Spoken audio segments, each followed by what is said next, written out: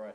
My name is Richard Santiago II. I'm a visual artist from the Bronx, and this is my art studio. Welcome.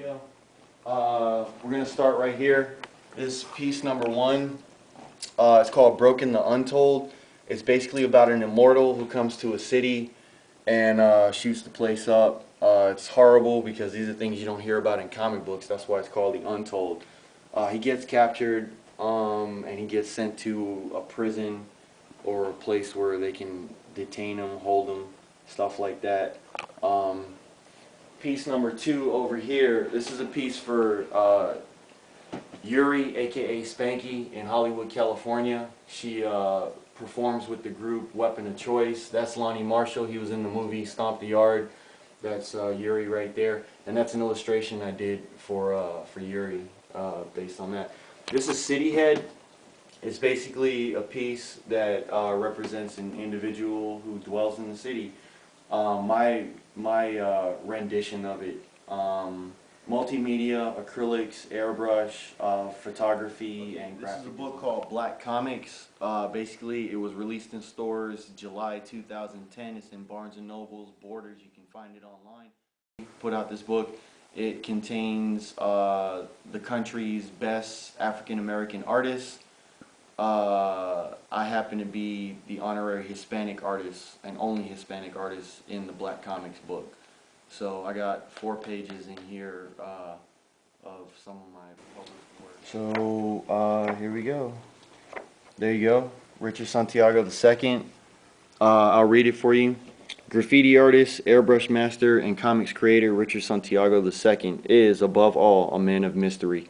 He currently resides on the outskirts of Atlanta, Georgia, and is constantly striving to excel in the sequential arts field. I love Salvador Dali's work. His work is fantastic. I mean, any artist will tell you Salvador Dali was one of the greats, one of the legends. I went to Dragon Con at the Hilton Hotel in Atlanta, Georgia. I was 15 years old.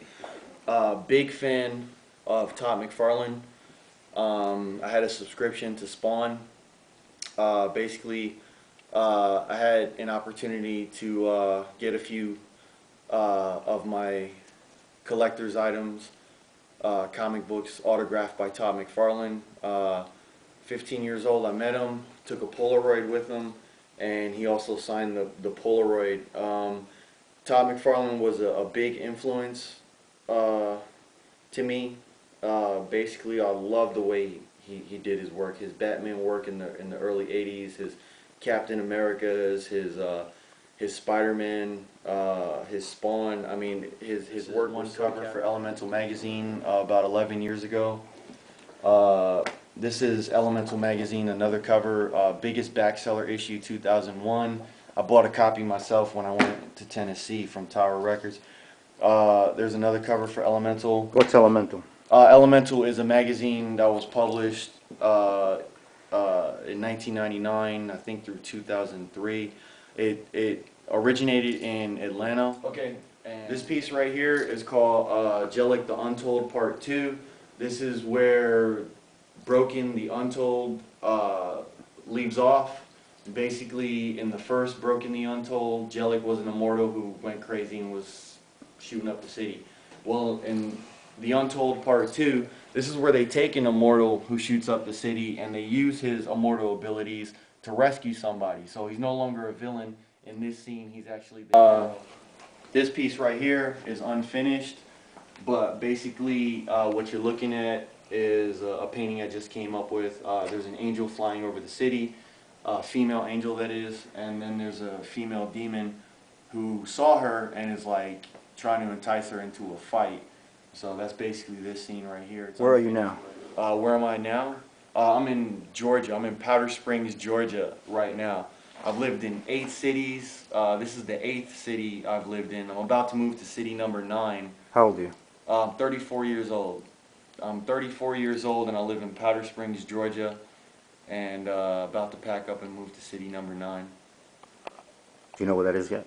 Marietta, Georgia. That's where I'm going. A lot of people think that graffiti is all vandalism. It's not. It has 2 definitions, one being vandalism, and also another definition of graffiti is also an artistic form of lettering. I was part of Atlanta's first graffiti exhibition in 1995. I was a graffiti artist.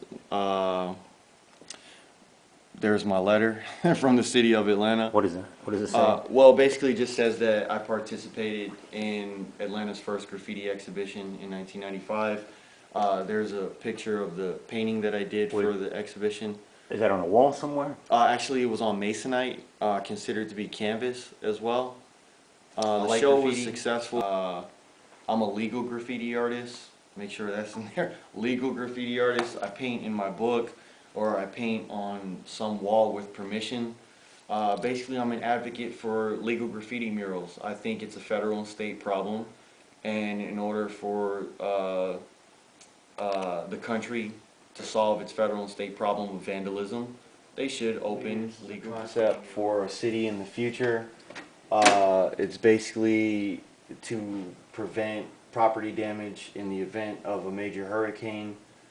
The concept is you have skyscrapers in a city. The city is located in hurricane territory. Basically the concept is you got a hurricane, you got a city like Louisiana or New Orleans, and let's say they're skyscrapers. This is designed for 1,000 years in the future when they have the technology for this. Hurricane's on its way. It's coming to destroy all the skyscrapers in your city. What do? Well, you push a button, and when you push a button, the city goes underground, covers over, and then when the hurricane passes over, the skyscrapers are not destroyed. So when the hurricane's gone, you open up the doors, and the city raises again to the surface, and the skyscrapers survive the hurricane. That's it. All right.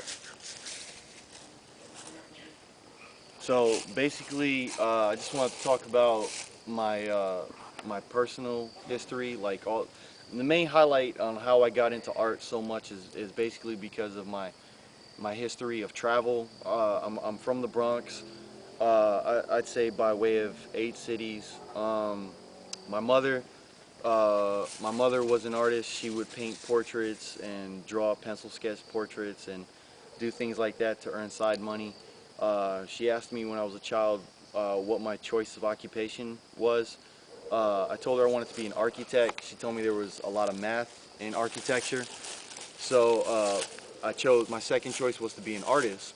Basically, we left New York City. We moved to Puerto Rico. And when we moved to Puerto Rico, you know, we lived there for a little while. We moved to St. Thomas, U.S. Virgin Islands. We lived there for a little while. Man, there's a lot of bugs out here. From St. Thomas, U.S. Virgin Islands to Miami, Florida. After Miami, Florida, we moved to after Atlanta, Georgia. I moved to Dayton, Ohio. After Dayton, Ohio, I moved back to the Bronx, back to Georgia. So I've lived a lot of places, but that basically you're exposed to arts festivals, exhibits, museums. It definitely has a powerful impact on your type of art. A lot of organic influences in your art is definitely going to bring that much of a broader spectrum, color, a lot of structural influence, as well as chop up your audience a little. It's going to give you a wider variety of types of audiences. You can travel. Your work will be hot in Europe. Your work will be hot in Japan. Stuff like that. So if you want to learn anything from me and all the places I lived and all the types of artwork that I do, definitely learn that diversity and variety plays a big role in amazing art. This is an ad for truth. You want to do that over? No. Let's do that, you know? No. All right.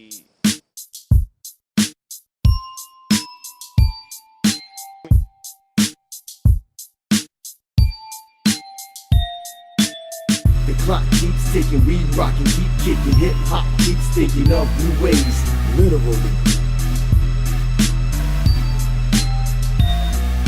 The clock keeps ticking, we rockin', keep kicking. Hip hop keeps thinking of new ways.